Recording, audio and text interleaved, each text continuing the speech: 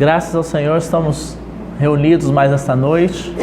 O propósito, o objetivo do nosso reunir é que de alguma forma o Senhor possa, pela sua palavra, tocar os nossos corações e que nós possamos realmente, irmãos, sairmos daqui com uma porção a mais do Senhor.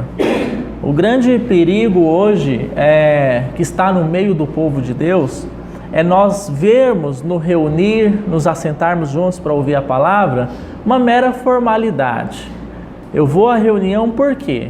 Porque eu quero ver os irmãos, porque lá é gostoso, porque eu quero ouvir a palavra de Deus. Então a gente acaba trazendo esse momento para um momento da nossa rotina, né? E não é esse o propósito do coração do Senhor. Quando o Senhor fala ao seu povo, Ele fala com um objetivo. O objetivo é levar o seu povo um pouco mais próximo dele. Às vezes Ele vai falar com uma exortação, às vezes Ele vai trazer uma palavra de encorajamento. O Espírito do Senhor é soberano para essas coisas, mas em tudo Ele quer revelar a pessoa de Cristo a cada um de nós. Então que o Senhor nos ajude e tenhamos esse coração dependente nesta noite. Senhor, eu quero que o Senhor se revele a mim um pouco mais nesta noite. Porque senão, irmãos, nós estamos aqui no encontro social, como se fosse um encontro, às vezes aí que a gente vai numa confraternização, e não um encontro com um objetivo, de que Cristo seja um pouco mais formado em cada um de nós. Estávamos hoje, pela manhã, orando ao Senhor, e um dos irmãos citou um texto que fala sobre o cativeiro de Jó. Jó, a palavra diz que era um homem íntegro, um homem reto, temente a Deus, que se desviava do mal. Você sabe quem falou sobre isso? Quem disse que Jó era dessa maneira? Um homem íntegro, reto, temente a Deus, que se desviava do mal. O próprio Senhor Deus. Deus falou sobre isso. Falou disso sobre Jó. Mas, irmãos, quando o Senhor começa o seu trabalhar na vida de Jó, desse homem íntegro, desse homem reto, desse homem que temia Deus, se desviava do mal, como que a luz do Senhor vai penetrando no coração dele, e ele vai vendo esse Jó, à medida que os seus bens foram tirados, a sua saúde, a sua família. Sabe o que ele vai percebendo? Ele vai percebendo que o apoio dele, a experiência dele com o Senhor, muito estava naquilo que Deus podia dar a ele. Então, quando o Senhor permite que Satanás tire essas coisas, Satanás achando então que ia provar para as hostes espirituais que nós só buscamos Deus porque Deus nos dá coisas, Deus na verdade estava usando aquela circunstância para que Jó lá no final dissesse assim: eu antes te conhecia só de ouvir falar, mas agora os meus olhos te veem, e por isso eu me abomino no pó e na cinza. Os irmãos percebem? Um Jó que achava que era um homem muito espiritual, mas quando ele recebe a luz de Deus, o trabalhar do Senhor, o que ele diz? Eu achava que eu te conhecia, Senhor, mas depois que eu passei por todo esse processo difícil, agora eu consigo ver o Senhor. Eu não vejo mais o Senhor nos meus bens, na minha riqueza, na minha saúde, na minha família. Eu vejo o Senhor pessoalmente, em uma experiência real mesmo, né? Esse é o propósito do Senhor. Você está passando por situações difíceis, irmãos? A gente precisa louvar o Senhor em meio a situações difíceis, porque é ali que o Senhor está quebrantando os nossos corações, tirando de nós todo o nosso apoio. A gente tem muitos apoios, sabia? Nós nos apoiamos nos sentimentos, na afetividade, nós nos apoiamos nos casamentos, nos filhos, no trabalho, nos projetos. A gente tem muito apoio, muita bengala de apoio, e o Senhor quer tirar cada um dessas bengalas, cada um desses apoios, para que Ele seja o nosso fundamento, a nossa força, a nossa fortaleza.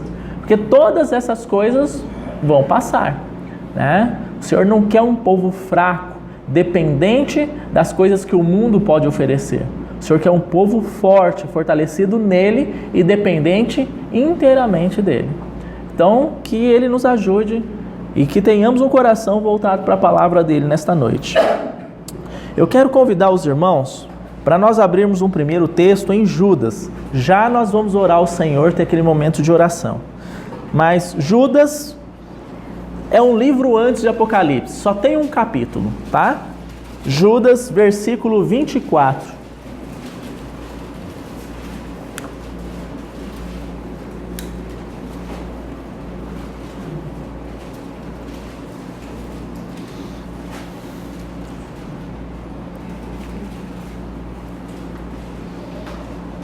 Amém?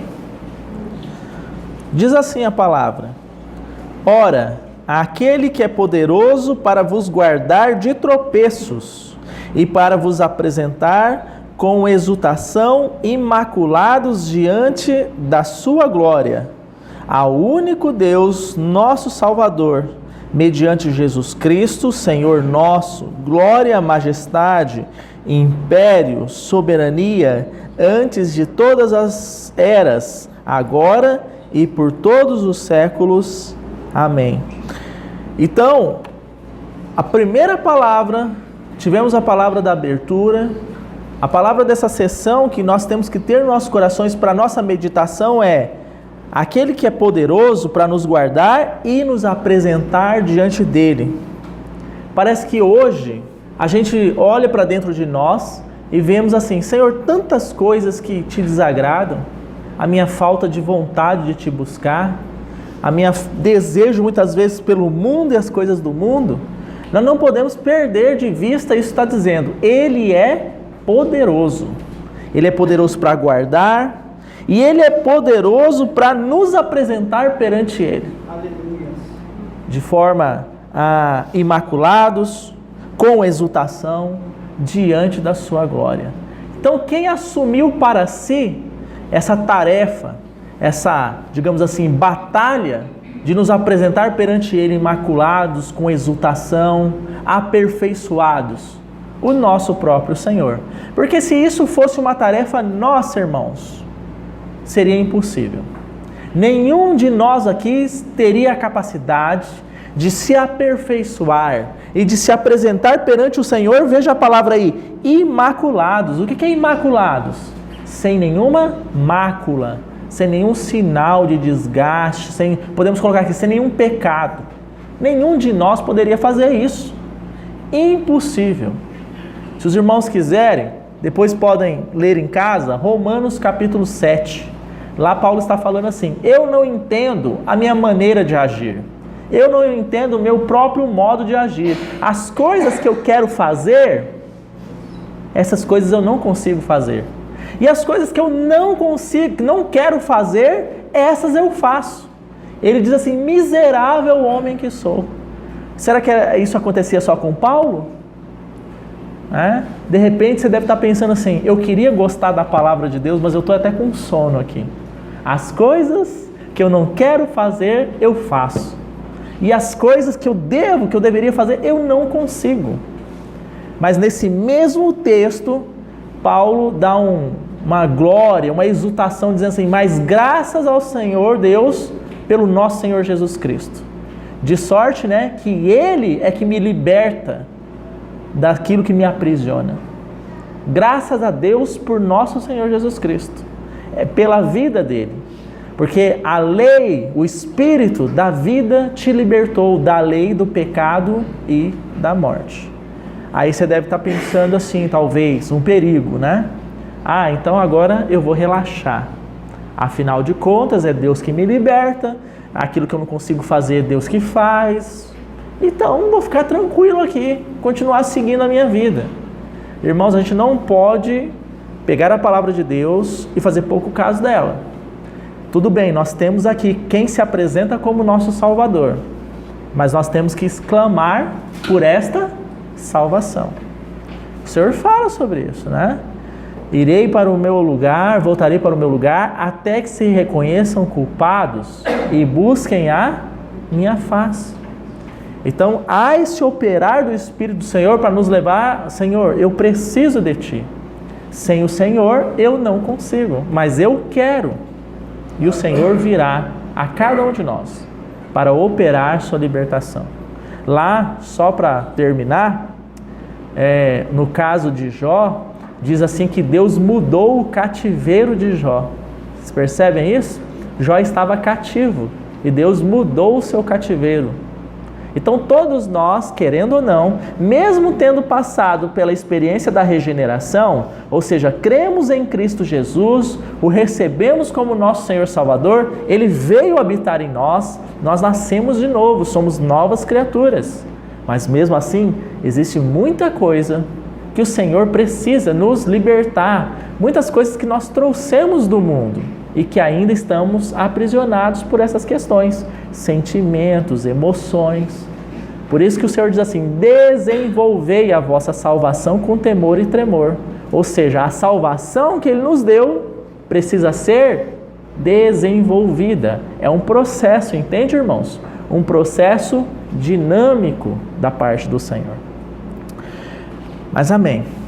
Vamos abrir a palavra então em Juízes capítulo 15. Livro de Juízes capítulo 15.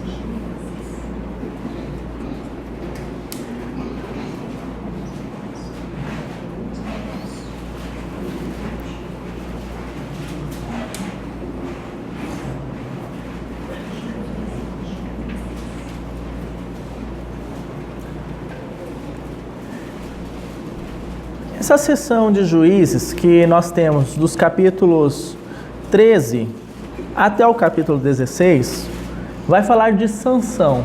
Quem que foi Sansão? Sansão foi um dos juízes que julgou o povo de Israel. Nós sabemos que houve Moisés, Josué, homens que eram usados por Deus para liderar o povo. Após a partida de Josué, então Israel começou a ser liderado por homens que foram sendo levantados com o tempo e começaram e passaram a julgar o povo e trazer a palavra do Senhor, a autoridade, ser expressão da autoridade, da vontade do Senhor no meio do povo de Israel. Sansão era um deles, certo? Agora o interessante, irmãos, é que Sansão, desde o seu nascimento, ele foi, pela palavra, o anjo assim diz, consagrado ao Senhor. Então, não se permitia que passasse navalha na cabeça dele, ou seja, que cortasse o seu cabelo, porque ele era nazireu. O voto do nazireado era um voto relacionado à consagração, alguém que se consagrava ao Senhor. Então, nunca havia passado tesoura, navalha na cabeça de Sansão, certo? Era um homem consagrado a Deus. Por que eu estou dando tanta ênfase a isso? Porque Sansão é uma tipologia do povo de Deus, da igreja do Senhor.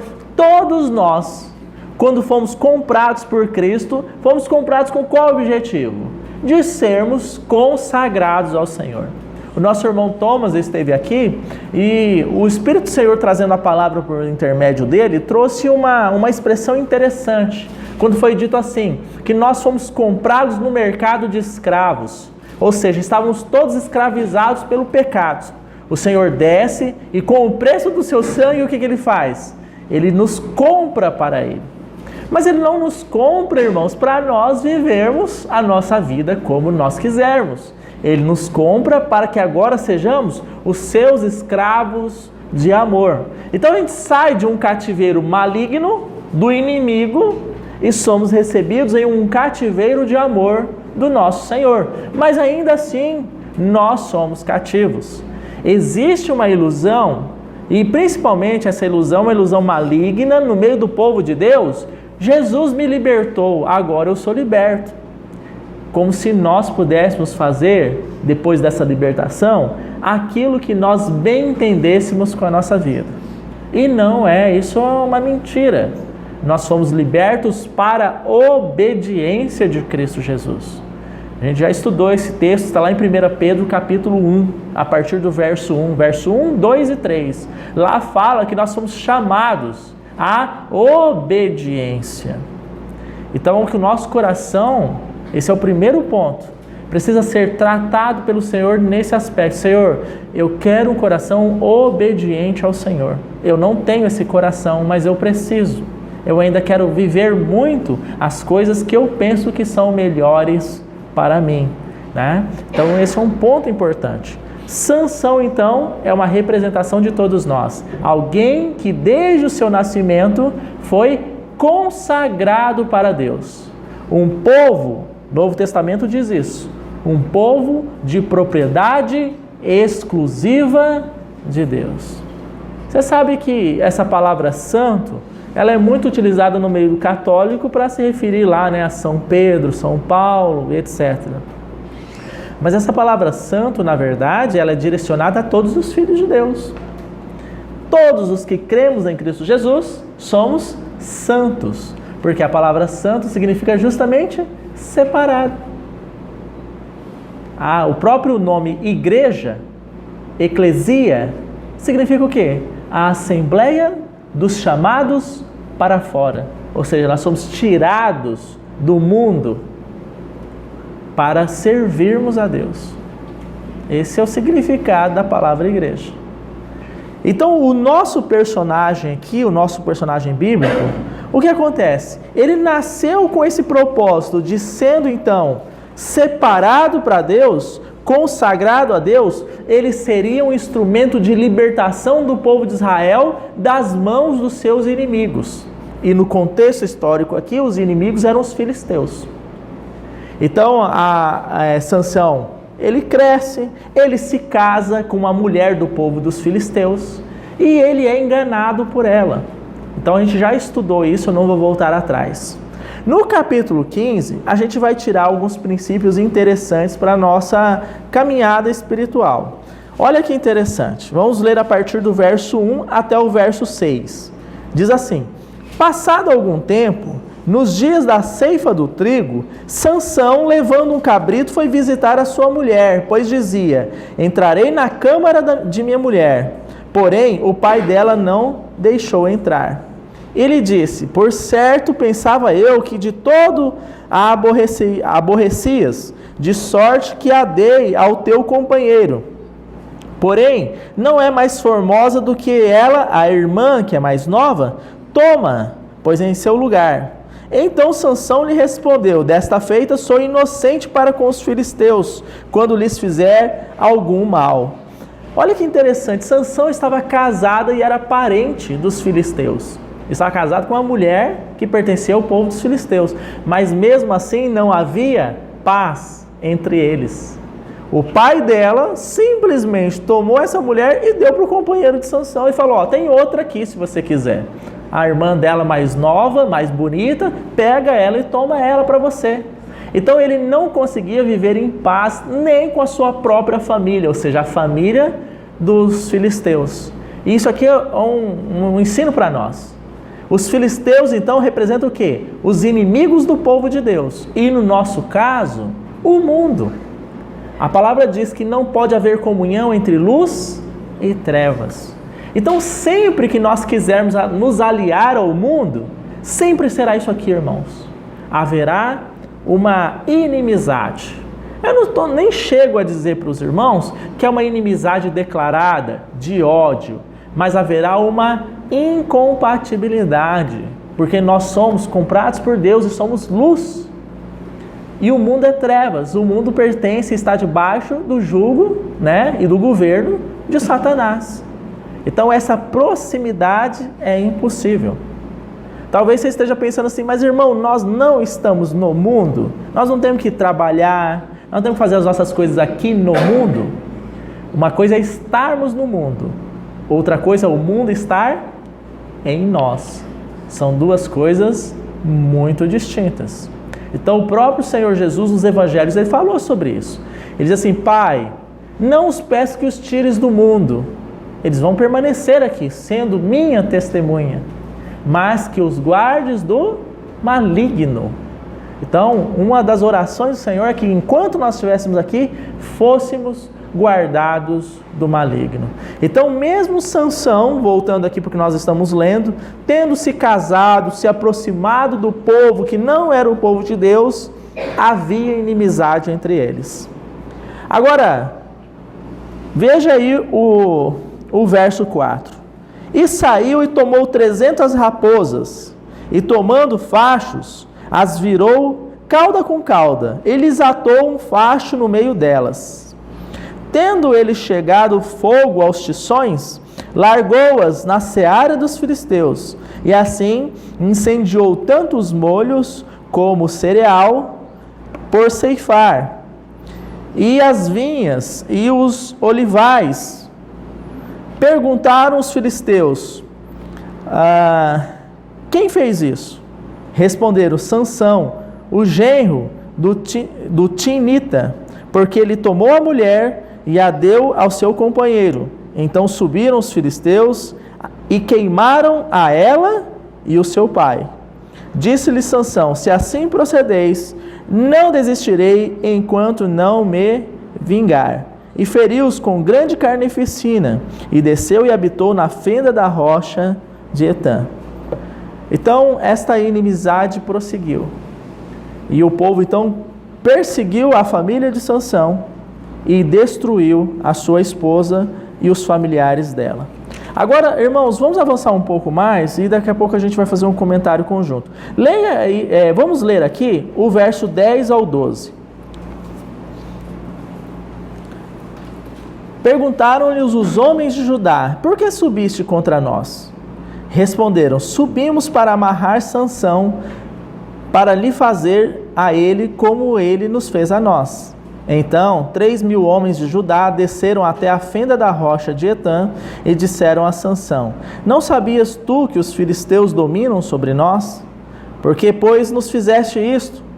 Ele lhes respondeu: assim como me fizeram a mim, eu lhes fiz a eles. Descemos, replicaram eles, para te amarrar, para te entregar nas mãos dos filisteus. Sansão lhes disse: jurai-me que vós mesmos não me acometereis. Eles lhes disseram: não, mas somente te amarraremos e te entregaremos nas suas mãos, porém de maneira nenhuma te mataremos. E amarraram-no com 2 cordas novas e fizeram-no subir da rocha. O povo então, para se vingar de Sansão, vai atrás dele. E haviam 3.000 homens do povo de Sansão, dos judeus. Você sabe o que os judeus fazem? Se viram contra Sansão, traem Sansão e entregam Sansão nas mãos dos filisteus. Parece muito, irmãos, não é, com o Novo Testamento? Quando nosso Senhor Jesus foi entregue na mão dos romanos por quem? Pelo seu próprio povo, pelos judeus. O libertador veio da parte de Deus para libertar o povo de Israel. E o que o povo de Israel faz? Entrega na mão dos romanos para que o nosso Senhor fosse crucificado. Mas por que Israel fez isso nesse contexto de Sansão? Eu não sei se vocês perceberam, mas ali diz que eles estavam temerosos, eles tinham medo de ser destruído pelos filisteus. Sabe, irmãos, que uma das coisas que nós precisamos buscar diante do Senhor é que nós somos tendenciosos, quando vemos o irmão caído, em queda, o irmão que está fora do propósito de Deus, nós somos tendenciosos a entregá-lo de vez na mão dos inimigos. Deixa ele para lá, ele não quer nada com a palavra. Então esse é o primeiro princípio que nós vamos também trabalhar aqui. Vamos abrir a palavra em Tiago, para que os irmãos entendam o que estou querendo dizer.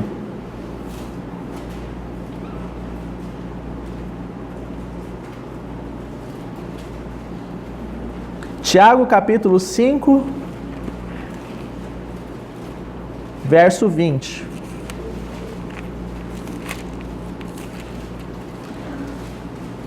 Qual que é a ideia aqui que nós estamos estudando nessa primeira ideia?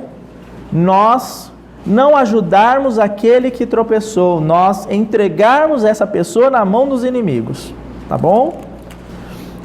Então olha aí o que está escrito em Tiago capítulo 5, verso 20.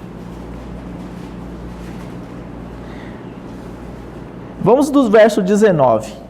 Meus irmãos, se algum entre vós se desviar da verdade e alguém o converter, sabei que aquele que converte o pecador do seu caminho errado, salvará da morte a alma dele e cobrirá multidão de pecados. Você percebeu aqui que está dizendo assim: meus irmãos, se alguém dentre vós, em outras palavras, está dizendo assim: se alguém do meio do povo de Deus se desviar do caminho, você deixa ele para lá? Você entrega ele de vez na mão dos inimigos? O que está dizendo aqui? Sabei que aquele que converter, se alguém o converter, aquele que o converte vai salvar a alma dele da morte. Então nós temos que investir ou não, nós temos que buscar resgatar ou não aquele que está enfraquecido, aquele que está desviado da verdade. Isso é um dever do povo de Deus. Isso não é dever do pastor apenas, porque todos nós somos pastores uns dos outros. Mas vamos mais alguns textos aqui. Abra sua Bíblia em Mateus capítulo 18.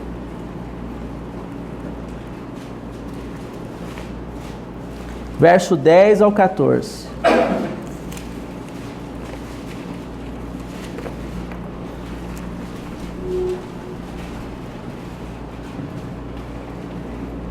Por que Tiago está falando, inspirado pelo Espírito lá, que devemos buscar converter esse irmão do seu mau caminho? Veja aí o verso 10, do capítulo 18 de Mateus. Vede, não desprezeis a qualquer desses pequeninos, porque eu vos afirmo que os seus anjos nos céus veem incessantemente a face do meu Pai Celeste. Porque o Filho do Homem veio salvar o que estava perdido. O que vos parece? Se um homem tiver 100 ovelhas, e uma delas se extraviar, não deixará ele nos montes as 99, indo procurar a que se extraviou? E se porventura a encontra, em verdade vos digo que maior prazer sentirá por causa destes, do que pelas 99 que não se extraviaram. Assim, pois, não é da vontade do vosso Pai Celeste que pereça um só desses pequeninos. A nossa tendência natural é assim, né, irmãos? Eu tenho 100, uma só sumiu, né? Então, assim, eu acho que não vou me arriscar por esse que sumiu. Eu tenho 100 aqui. Mas a natureza divina é diferente. Ela olha para aquele que está perdido, para aquele que está desviado. Então aqui é o nosso Senhor indo buscar. Sabe por quê? Porque Ele vai ter muito mais alegria naquela que Ele salvou, que Ele converteu do mau caminho, que Ele resgatou, do que daquelas 99 que já estão ali dentro do seu aprisco. Então nós devemos considerar isso da parte do Senhor. E um último texto que eu acho que é muito interessante também, 2 Coríntios, dentro desse contexto, tá? 2 Coríntios, capítulo 2.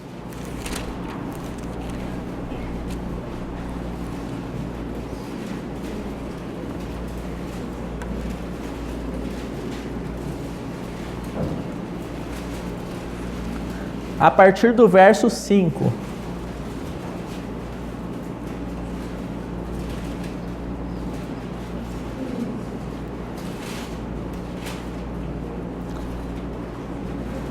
Ora, se alguém causou tristeza, não o fez apenas a mim, mas para que eu não seja demasiadamente áspero, digo que em parte a todos vós. Basta-lhe a punição pela maioria, de modo que deveis, pelo contrário, perdoar-lhe e confortá-lo, para que não seja o mesmo consumido por excessiva tristeza. Pelo que vos rogo que confirmeis para com ele o vosso amor. E foi por isso também que vos escrevi, para ter prova de que em tudo sois obedientes. A quem perdoais alguma coisa, também eu perdoo. Porque de fato, o que tenho perdoado, se alguma coisa tenho perdoado, por causa de vós o fiz na presença de Cristo, para que Satanás não alcance vantagem sobre nós, pois não lhe ignoramos os desígnios. Então aqui, muito provavelmente, irmãos, o que aconteceu? Algum irmão havia causado tristeza à igreja. E ele recebeu, então, da parte da igreja, por meio do Espírito de Deus, a devida disciplina em razão disso, a consequência. Mas o que o Espírito de Deus está falando através de Paulo? Perdoa, recebe ele de volta.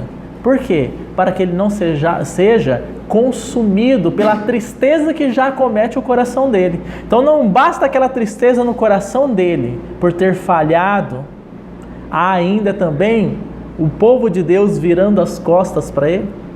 É isso que aconteceu lá com Sansão. Preferiram entregar Sansão na mão dos inimigos. E aqui a palavra diz: acolhe esse irmão que está arrependido, que falhou, que tropeçou e que agora ele precisa ser recebido de volta na vida da igreja. Então, de tudo que nós estudamos aqui, pela palavra de Deus, o que nós concluímos? Será que não conhecemos ninguém aqui, cada um de nós, que algum tempo conheceu o Senhor, mas hoje está frio pela palavra? Que não está mais reunindo, congregando, que preferiu o mundo, que nós não podemos colocar em oração essa pessoa, que nós não podemos visitar ela e falar, olha, o Senhor ama você, o Senhor quer você de volta. Esses dias eu falava com uma pessoa que entrou em contato comigo em razão do meu trabalho. Ele mora em outra região do nosso país. E era uma situação envolvendo a guarda do filho que estava morando aqui em Ariquemes. Então ele entrou em contato comigo para me contratar. E nós começamos a conversar. E ele começou a se abrir sobre a questão da palavra. Muito triste ele falou, olha, minha vida está, como que eu posso dizer, destruída. Eu perdi a minha mulher, agora eu perdi meu filho que nem está mais morando comigo. Aí eu comecei a falar com ele sobre a palavra. Eu falei, mas você crê no Senhor Jesus? Você teve uma experiência com a palavra? Ele falou, irmão, eu criei no Senhor, mas eu me encontro desviado, sem forças. Então, o que acontece com esse rapaz? E ele chorava ao telefone, irmãos. Ele falou, minha vida está destruída, eu estou em depressão. O que acontece com esse rapaz?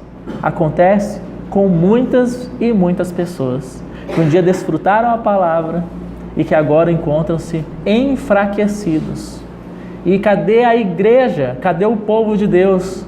Estamos fazendo como os judeus fizeram com Sansão, amarrando e entregando, se livrando do problema, entregando nas mãos dos inimigos. Os inimigos vieram aqui para buscar só ele, então deixe que leve ele. E a gente continua sem problema nenhum. Então que o Senhor nos ajude nesse aspecto, para que manifestemos o amor, o perdão, a graça e a misericórdia do Senhor. Tem mais um texto que o Senhor está me trazendo aqui, eu acho que convém nós lermos. Vamos voltar lá em Judas.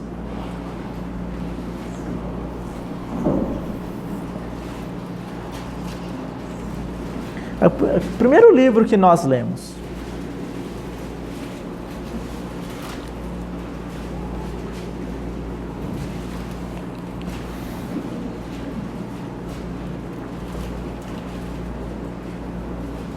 A partir do verso 20. Encontraram aí? Judas, versículo 20. É um livro antes do Apocalipse. Vós, porém, amados, edificando-vos na fé santíssima, orando no Espírito Santo, guardai-vos no amor de Deus, esperando a misericórdia do nosso Senhor Jesus Cristo para a vida eterna. Então aqui é um caminho normal da vida cristã, edificando na fé, guardando no amor de Deus, né? Orando no Espírito. Isso aqui é o caminho normal que todos nós devemos prosseguir. Mas olha o verso 22, que interessante.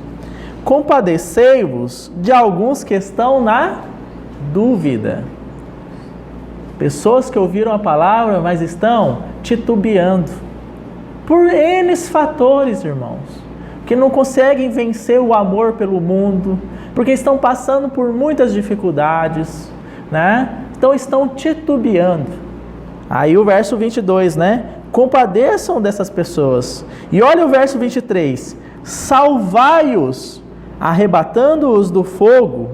Quanto aos outros, sede também compassivos em temor, detestando até a roupa contaminada pela carne. Então essas pessoas estão em dúvidas, você se aplica a salvar. Essa expressão salvar aqui, a gente tem que receber com muita cautela, né? Eu e você tem poder para salvar alguém? Mas e a vida de Cristo, o nosso Salvador que opera por meio de nós, tem ou não poder? Então nós precisamos ser tão somente o quê? Canal, instrumento. Quando você chegar para abraçar a pessoa, é Cristo abraçando ela. Quando você chegar para dizer, irmão, o Senhor te ama, é o próprio Senhor que está fazendo isso. Não ache que vai brilhar uma luz lá no quarto daquela pessoa que está em depressão, daquela pessoa que não vem mais para as reuniões porque desanimou, vai brilhar uma luz, um anjo vai aparecer. Não, Cristo manifesta o seu amor através do seu corpo. E quem que é o corpo de Cristo? A sua igreja. Você lembra quando Paulo diz: se vocês perdoam alguma coisa, eu também perdoo. Por quê? Porque nós somos um corpo. O que o Senhor falou? O que vocês ligarem na terra, terá sido ligado nos céus. O que vocês desligarem na terra, terá sido desligado nos céus, porque o cabeça, que é Cristo, está unido ao seu corpo. E esses irmãos, essas vidas, precisam de nós. Precisam de cada um de nós. Porque talvez amanhã sejamos nós que estejamos daquele lado, precisando de ajuda. Amém? Amém, irmãos. Quero colocar um último versículo de Juízes, lá do tema de Sansão. Vamos voltar lá para a gente concluir?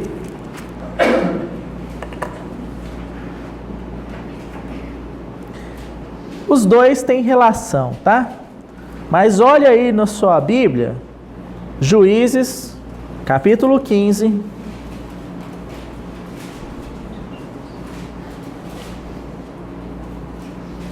Nós vamos ler a partir do verso 14.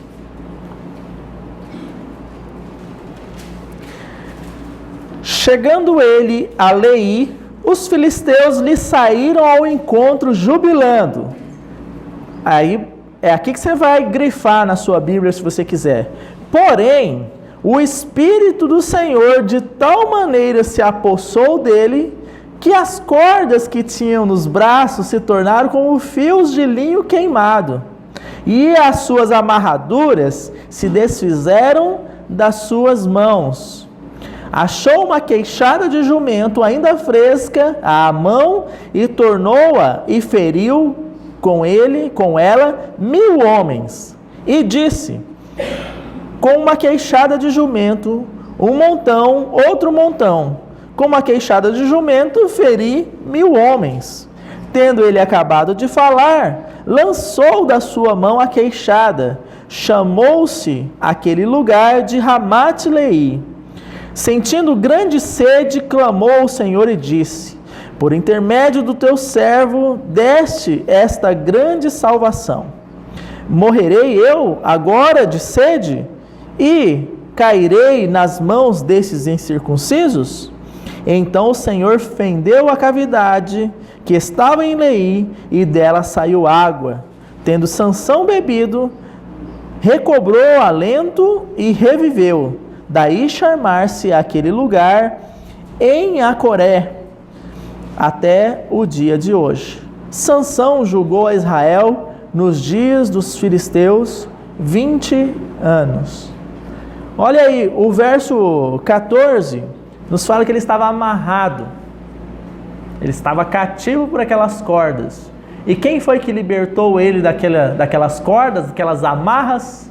O Espírito do Senhor. Irmãos, tem coisas que estão nos prendendo e estão nos levando a um grau de risco muito grande perante os inimigos. Quem é que pode te libertar? É o irmão Robson, o irmão Valdecir, cada um dos irmãos? Não. A vida do Senhor, o Espírito do Senhor que pode te libertar disso. Você está se vendo aprisionado por situações desse mundo? O Espírito do Senhor que habita em você é que te liberta desses aprisionamentos, desses cativeiros. Libertar. E Ele quer nos libertar. E o outro ponto, quem é que deu vitória a Sansão sobre 1000 homens? Foi ele mesmo, pela sua força? A gente imagina Sansão um homem de 2 por 2, né? Malhado, forte. Ali não tem quem consiga derrotar Sansão, porque ele é muito grande e muito forte.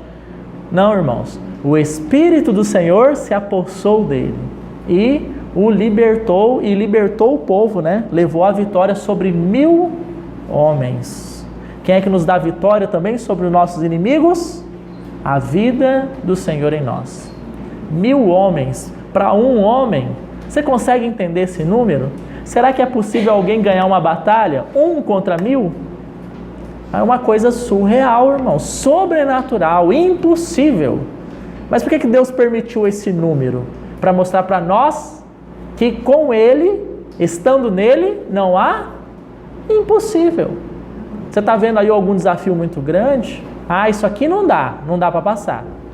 No Senhor não existe impossível. Não existe.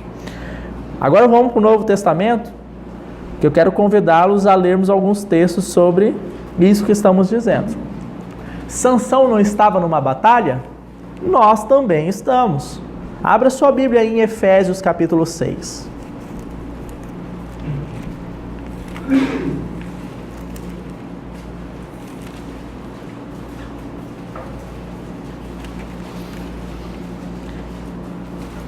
Verso 12. Efésios 6, 12.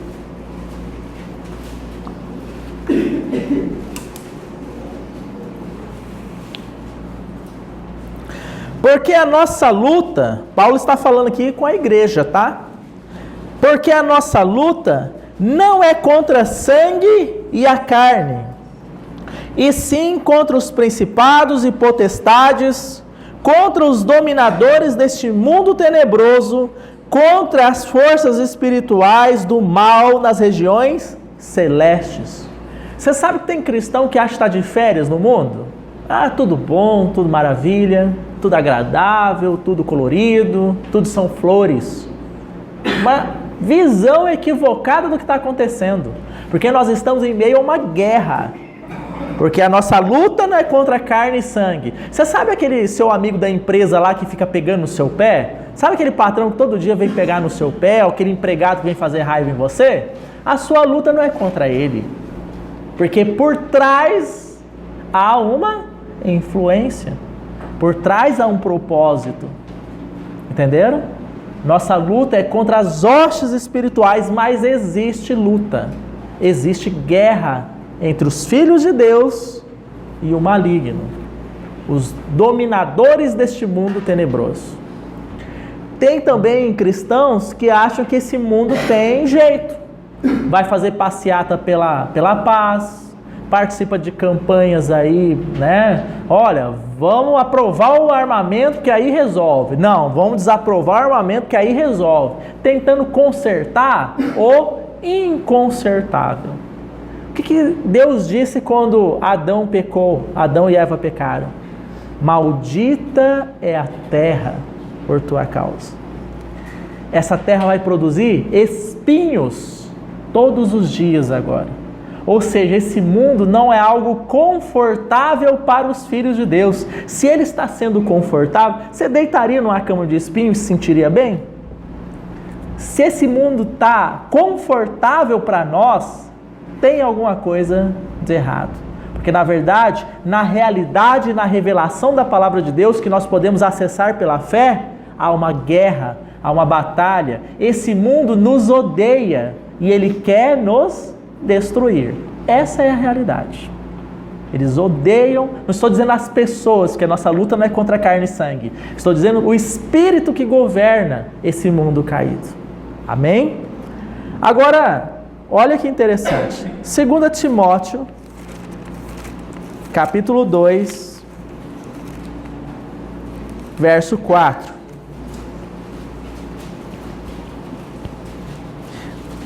Vamos ler do verso 3.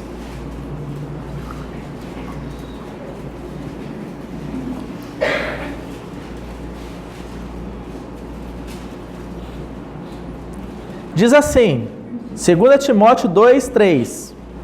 Participa dos meus sofrimentos como um bom soldado de Cristo. Então, como nós estamos numa guerra, o que nós somos da parte do Senhor? Soldados dele. Aí veja o verso 4. Nenhum soldado em serviço se envolve com os negócios desta vida, porque o seu objetivo é satisfazer aquele que o arregimentou. Então, o que está dizendo aqui? Você foi convocado pelo Senhor como seu soldado. Então, você não tem que se envolver com as coisas desta vida. E o que é esse se envolver? E cuidar da sua vida e esquecer do Senhor. Isso é se envolver.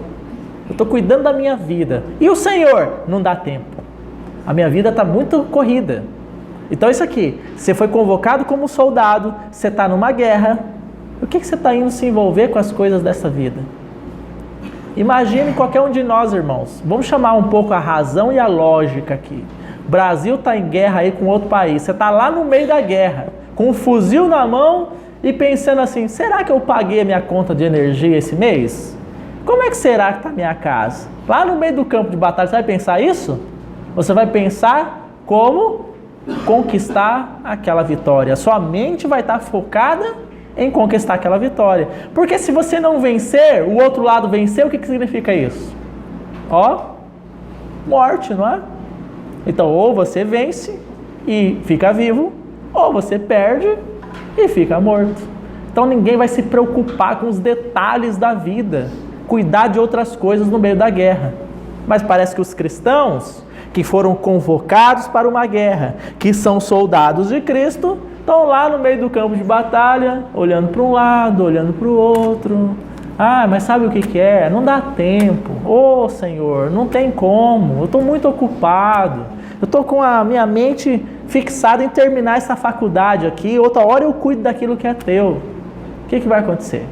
Você provavelmente pode ser abatido pelo inimigo. E quem que nos dá então essa vitória? Eu quero ler mais um texto com os irmãos. Olha que interessante. O salmista já falava. Abra sua Bíblia aí em Salmos capítulo 3.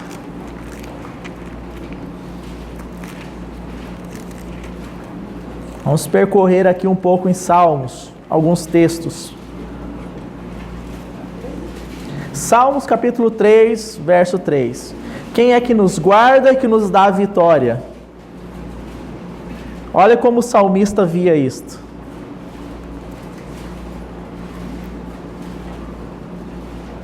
Porém, tu, Senhor, és o meu escudo, és a minha glória e o que exaltaste a minha cabeça.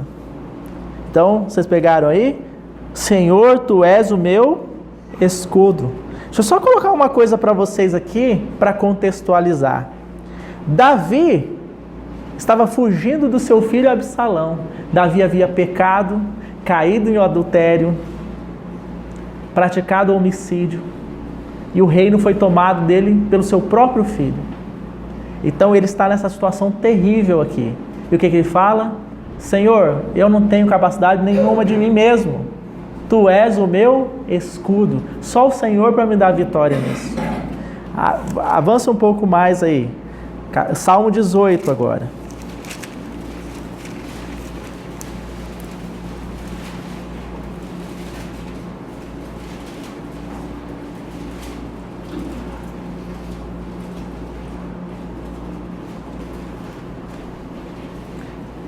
Verso 1. Eu te amo, ó Senhor, força minha. O Senhor é a minha rocha, a minha cidadela, o meu libertador. O meu Deus, o meu rochedo, em quem me refugio. O meu escudo, a minha força, a minha salvação, o meu baluarte.